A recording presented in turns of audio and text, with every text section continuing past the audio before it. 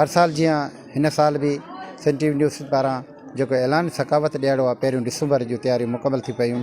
हींअर पेरालो town community जे भरिसां ॻोठ हाजी गुलाम सिंह जे ॻोठ में रावेर फैलोशिप स्कूल में नंढड़नि पंहिंजो प्रोग्राम तैयारु कयो आहे, टेबला पेश कया आहिनि। अचो त हुन सां ॻाल्हि ॿोल कयूं त हुनजो छा चवणो आहे। अॼु असां पंहिंजे ॻोठु हाजी गुलाम हुसैन कंदर में सभई ॿार जेके बि आहिनि उन्हनि खे गॾे ही टोपी अजरक जो सकाफ़ती ॾियारो मल्हायो वियो आहे। ऐं जेको ही सिंधु दरिया ते धाड़ो थो हणनि, शक नाल कॼा विया आहिनि, असां इहो हरगिज़ करणु कान ॾींदासीं। अञा सिंधी हिन सिंध में पिया आहिनि, असां इहो कॾहिं बि जेको आहे सो सिंधु दरिया ते धाड़ो हणणु कान ॾींदासीं। ॿोली क़ौमी सिंधी सारी सिंध जी हुजे, अणगणिया सिंधियो मूंखे राया खपनि।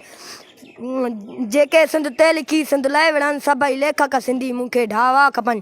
शलही वेड़ा सदा नाज़ सिंध जा वसन, वस्तियूं वाण बनियूं मूंखे वाह वाह खपनि। मूंखे पंहिंजा खपनि कोन पराया खपनि, सिंधी सोना रुगो मूंखे सावा खपनि।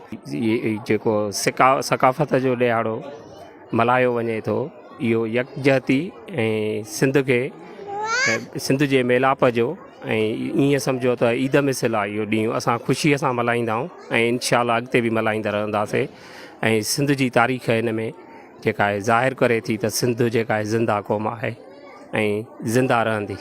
शागिर्दनि, उस्तादनि ऐं आयलनि महिमाननि सिंध टीवी न्यूज़ सां ॻाल्हाईंदे हुननि पंहिंजा वीचार इहे चया त 1 डिसंबर ते जेको सकावती ऐलान थियल आहे, सिंधी हुजण जो सबूत पेश कंदासीं।